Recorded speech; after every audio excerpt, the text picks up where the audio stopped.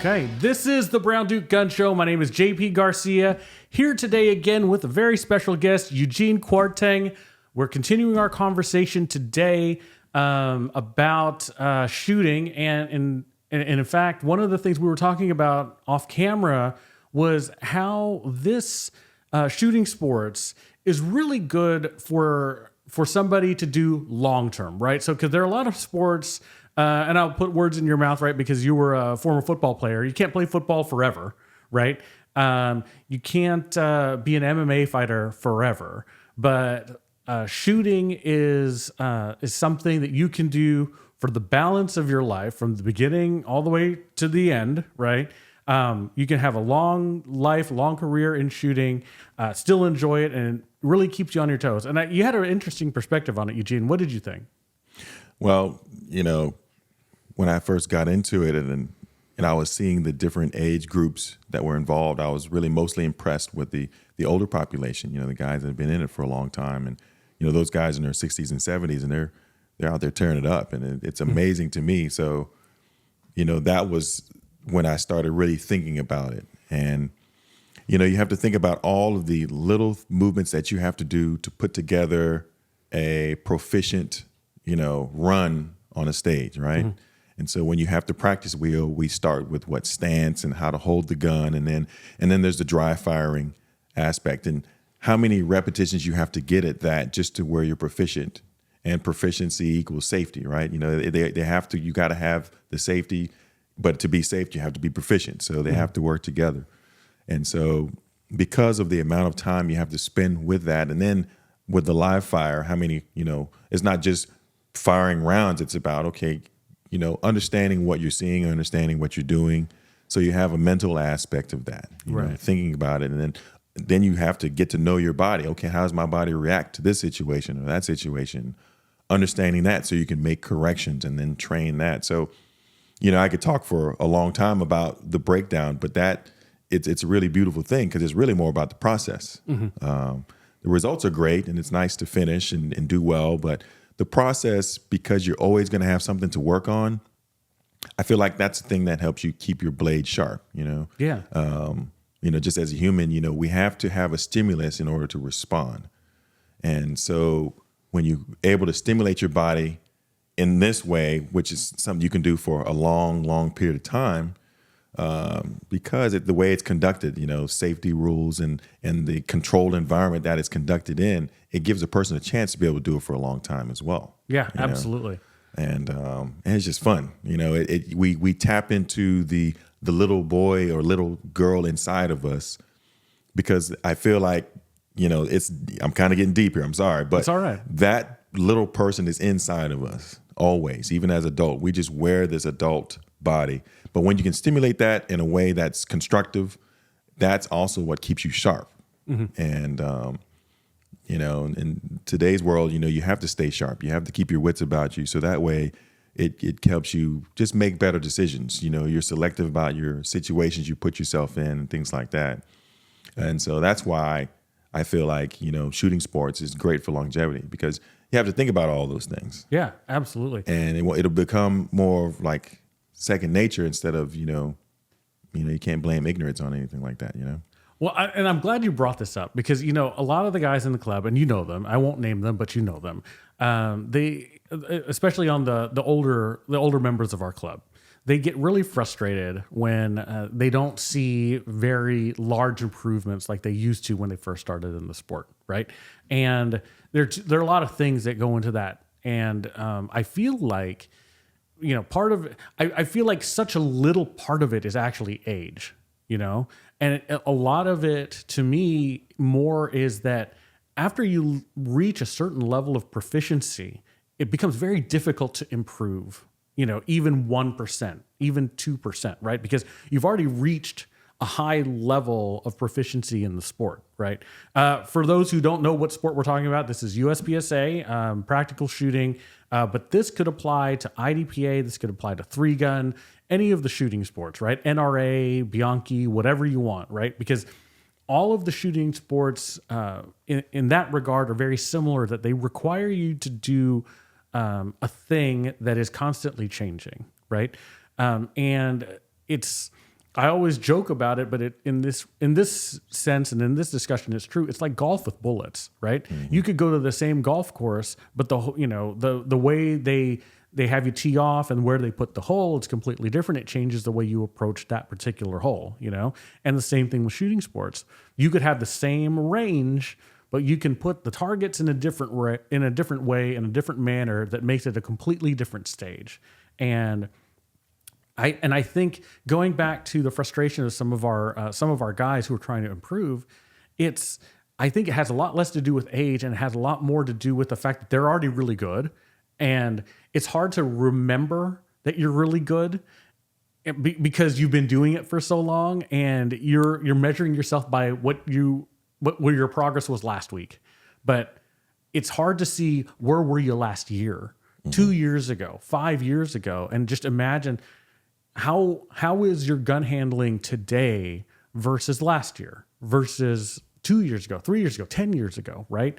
And to your point, this sport, makes you focus on the fundamentals so much, and the repetition and improving and finding different ways to become more efficient and faster. That, you can chase the golden goose for the rest of your life, So I'm with you. I think this is something that you could do well into retirement, and I think it's proved by the fact that you start to see some of the top shooters who are aging. You look at Jerry Miculek, right? You look at somebody like Rob Latham or Todd Jarrett. Who these were.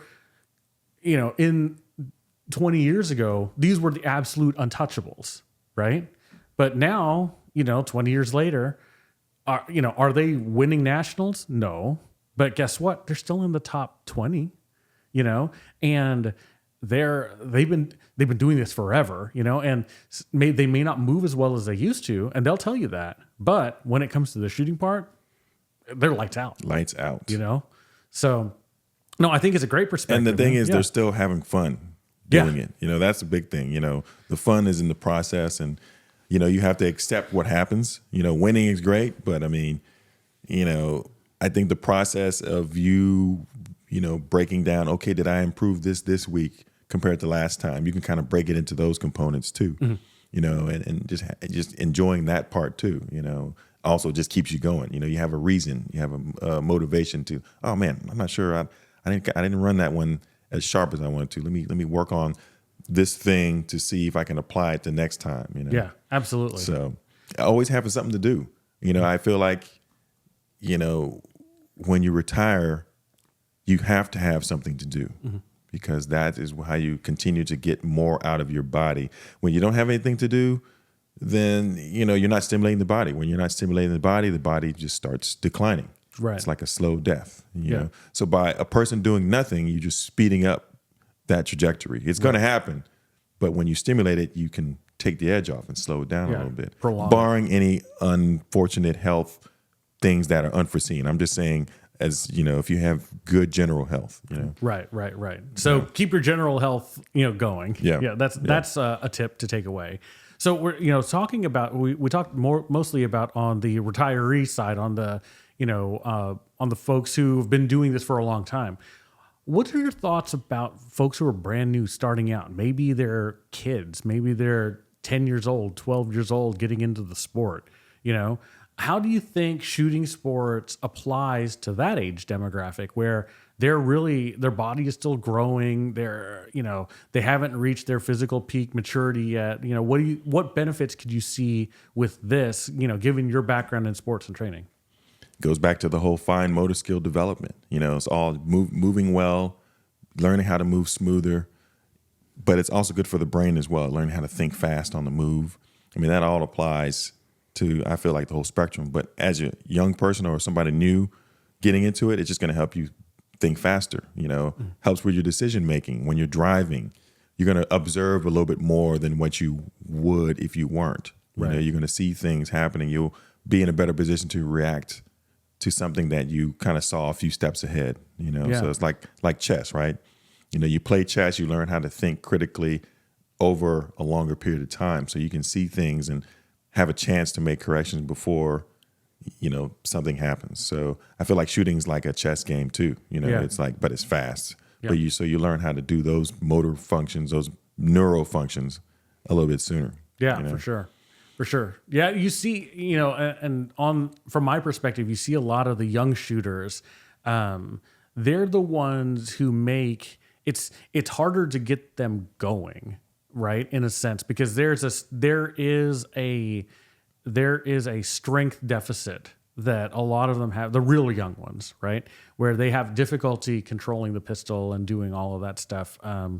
Where I shouldn't say controlling the pistol in a sense, but really there's a difference between shooting and shooting fast, right? And pulling the trigger fast and being ready to absorb the recoil and get the sights down and back on target. For young shooters with small hands, that is more difficult than it is for, say, the retiree who's fully grown and all of that stuff. But I find that once it takes them a while to get going, and they get super excited about seeing the fast guys and doing that thing. And to me, it's that the message that I want to convey to them is that, hey, just take your time, grow into your body. The speed's going to come, right? Because in my experience, once you have a kid get control and figure out how to control the firearm, how to control the gun in a gaming arena, then they're hard to catch. Once they figure it out, it takes a while for them to figure it out. But once they figure it out, they're off to the races. Yeah, and they're going. Yeah, and you're looking at the next, state champion, regional champion, area, maybe national or world. I mean, they're just sky's the limit, because then they're growing into their body. They can, they can process things faster than we can. You know, so that's where the age is there, and during those formative years, I feel like. Yes, it takes a while, but they're absorbing a lot more details about the information they're getting. Yeah. And then when they grow into their bodies, all that information, like a software update, is already just bam, it's in their muscles. Yeah. Because they've gotten the reps in. Absolutely. If they started, what would be the standard age youth wise? They have 14? Mm-hmm. And so, you get to about 24, you got that 10-year mark, that's close to your, whatever, your 10,000 reps in, or 10,000 rounds or whatever comes sooner, then it's dialed in. And then they're expressing themselves in a very proficient way and become highly competitive. Yeah, absolutely. And we all still have to, that download time we still got to hit that mark, Absolutely. Yeah, that's the 10,000 hours of training to become proficient at something, right? Mm-hmm. I think the one thing that I can tell you, but between a brand new, like a kid shooter, a junior level, junior age shooter, and an older shooter, like a retiree age shooter, the one thing I will say that the physical difference that actually makes a difference, in my opinion, is the eye speed, right? It's being able to, transition their eyes from target to target, and it's not so much that the eye speed maybe isn't there for a retiree aged shooter, but it's that a young person can train that, and they've been training that. Just outside of shooting, that looking at video games and looking at all of these screens and things that make your eyes do all of these calisthenics in your eyes, kind of thing. That's a good way. But the eye movement, and being able to focus in and out on different targets to different target, distances and presentations. I think that is really, if I had to point at anything, that's the thing that youth have an advantage on versus, the average age and, the older shooter. Right. So I agree. Yeah. So, I mean, with that, what do you think? Like, so if you were, let's give a message to both ends of the spectrum, right? To be able to continue doing this long term, right? Let's start with the youth shooter, okay? And so, from your perspective, as a guy who is a personal trainer and you've trained lots of athletes, what would you suggest to the youth, the beginner, or the younger shooter, even maybe they've been shooting a year or so? How would you propose that they prepare their mind, their body, to be able to be an athlete for a long period of time, right? In this particular sport? Well, it starts with the acceptance that, look, it's not going to happen today. And, you have to take some pressure off yourself, because you're having fun with this. And so number one, having fun, being safe, I would say those are your top number one things. Right. You want to make sure that you hold on to that part of it too. And, but acceptance that, look, this is going to be a long road. And you be okay with like, hey, it's not going to happen today, but I'm going to get there eventually. So I'm going to keep plugging away,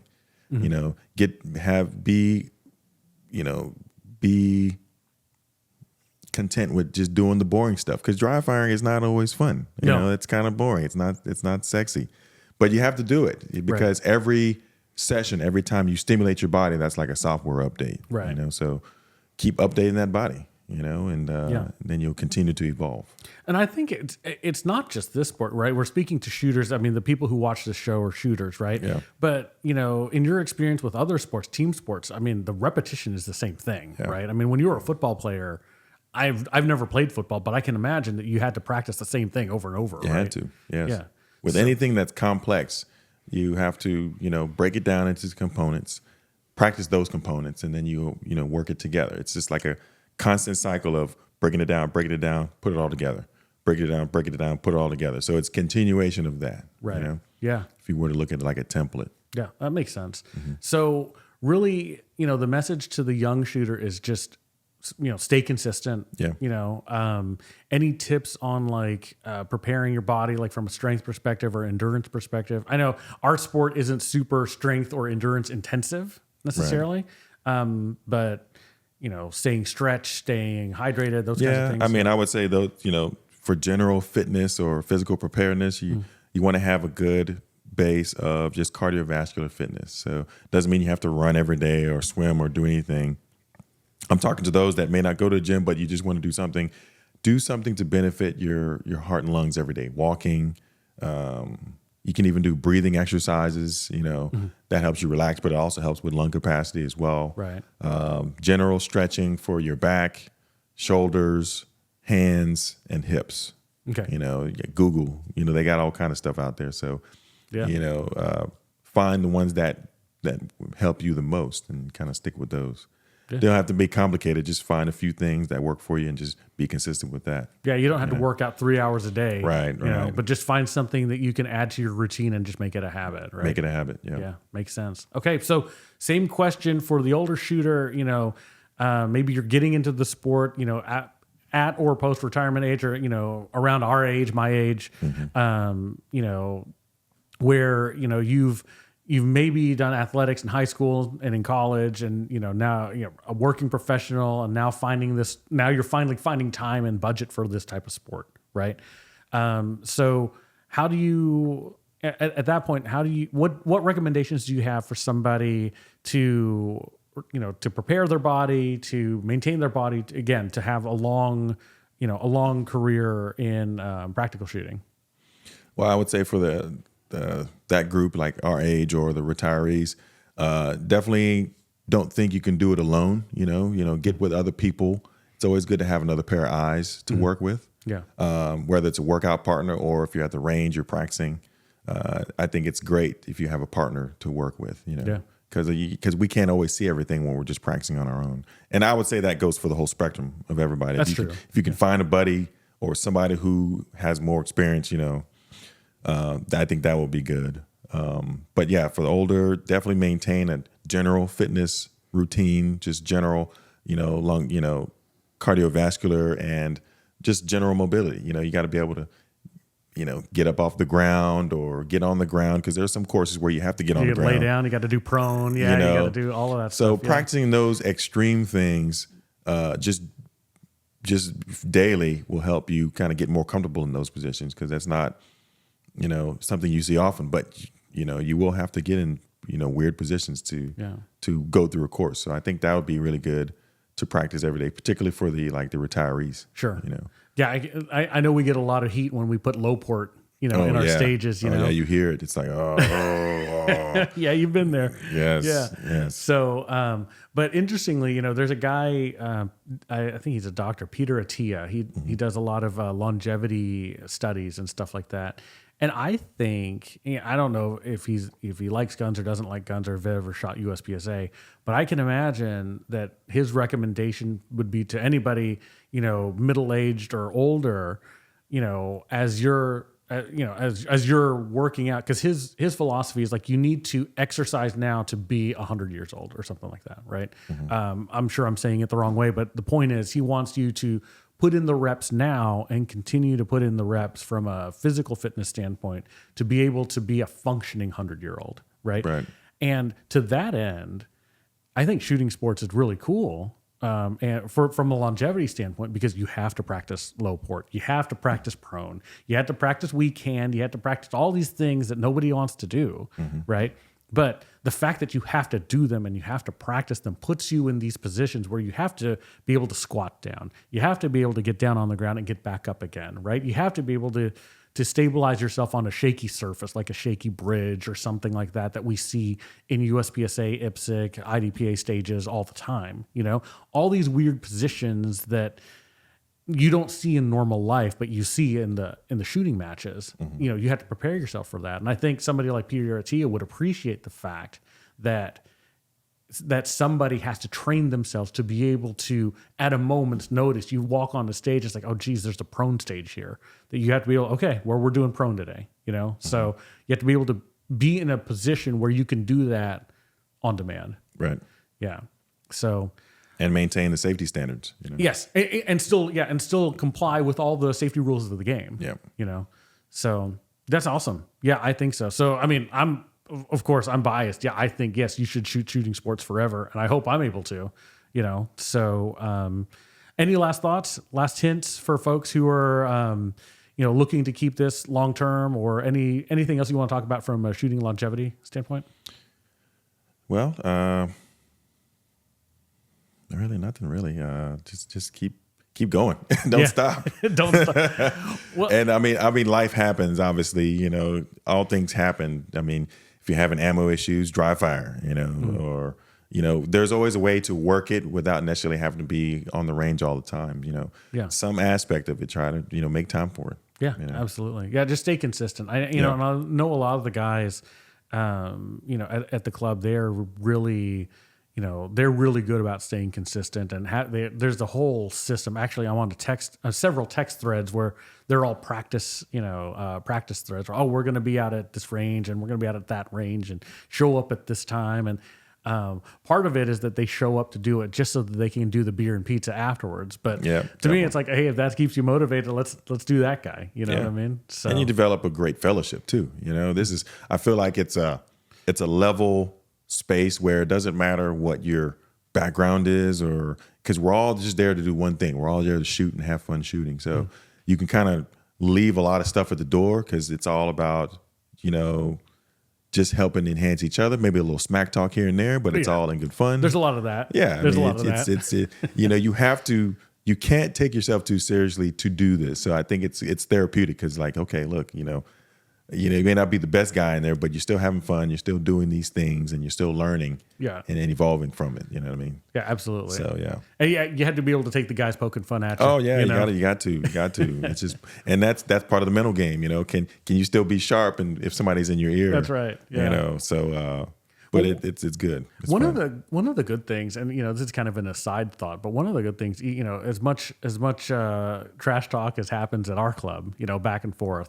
When somebody has a problem, it is a race to see who's going to help. I mean, everybody's trying to help. Everybody's trying to diagnose. I've seen 4 people try to diagnose a problem on a gun. Doesn't matter who it is. It's exactly. Like, he'll be talking smack, and oh man, something happened. Okay, let's break this down. Let's see what we got here. Absolutely. Yeah. And it's automatic. It's not like you have to try. It's like, hey, we're all here. Deep down, we're just all looking out for each other. Yeah, absolutely. Because we want everybody to leave this place in one piece. You know what I mean? Yeah. It goes back to the safety again. I can't emphasize that enough. And that's what I love about it. I love the safety aspects. Because, we don't play around. And I just wish more people would understand that. If you're I call it a a responsible gun owner, you need to do these things. I wish publicly, I wish there was like a law that would require you to have a certain amount of hours on the range if you're a concealed, gun person or something like that. Or, just like because it's one thing to have that's great. But if you're not training or doing it, then it won't do you any good if unfortunately, if you have to be in a situation where you have to do it. Yeah, absolutely. If you don't, that goes back to the fine motor skills. You train those things and those will become more automatic when the adrenaline's up and you can't think. Yeah. You train it. That's what's going to come out. But if you don't have that, then you might as well not have it. Yeah. Well, and that goes back, this is a tangent, right? But, I've always talked about the benefit of, even outside of longevity and having a sport for the rest of your life, right? Like just the benefit of having practical shooting as a thing that you can do. Because I remember when I started, right, that it had to have been the first month, but maybe my fourth or fifth match ever, that they had a target and it had to have been 8 yards away. It was very close, and they put a clay pigeon, right, over the shoulder of a no-shoot, right? And so for those who don't know what a no-shoot is, it is a target that you're not supposed to shoot, and every time you shoot it, you get a penalty, okay? So they put this clay pigeon on top of this no-shoot, and it was far. There's no reason why my performance was what it was, but it just, it was a humbling thing because, okay, I had to shoot the clay pigeon and do some other things, right? It took me 2 magazines worth of ammo and I ran out of ammo. I couldn't hit the clay pigeon, but the no shoot, it got 18 shots in it because I was just, I couldn't do it. And I thought, and I had been shooting since I was in my early 20s, and I thought I was good, and I think that a lot of people fall into that boat where it's like, okay, I have a gun. I've gone to the range. I feel like I'm a regular, I train regularly, but until you put yourself into a stressful situation, and even this is just a game, right? Like, make no mistake, USPSA, IDPA, 3-gun, all the practical shooting sports, it's a game. It doesn't train you for tactical. It doesn't train you for anything. It's not even trying to do that, right? It's just a game. But the fact that there's a timer and there are people watching there, and make no mistake, nobody's watching you. They're all worried about their own stuff, but you feel like people are watching you. There are people around. There's a pressure there, and putting yourself in that pressure situation to perform a task that you think you're good at, it makes you very honest about yourself, And I've said all the time, if you become even a C-class shooter in USPSA, you have to be, and I don't have stats on this, but I believe this with my heart, that you have to be better than 90% of gun owners. Period. Full stop. Because to reach even just, the 50% level, 50% of all the shooters in USPSA, those folks are much better, I say, than the rest of the gun owners. Because at least these folks are practicing. They're practicing for a thing under a certain amount of time, trying to hit a standard. And they're doing the dry fire. They're doing everything they can. Here you and I are talking about what different types of workouts can you do to stay in the sport long term? The other podcast we had was just, what are the physical things that you can do, need to think of to become a better shooter, and I can't imagine that other shooters are even thinking about this stuff. Right. You know what I mean? Yeah. And so the fact that you're spending mental cycles, you're spending time practicing, and you get to that level, proficiency level C, which a lot of people are, when they get to C level, they're happy, and then they're happy for a day, and they're not happy about it anymore because then they want to go to B, then they want to go to A. You know what I mean? That's good though. Yeah, that means you want to get better, and that's how it should be. Yeah, but the point is that I think if you make it to C, you've got to be better than you're better than more people than you think. You're probably better than a lot of policemen.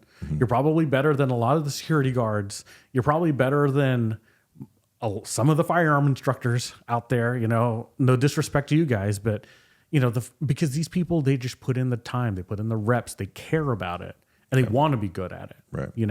So that's just I don't know why I went on that tangent now, but that's just my feel that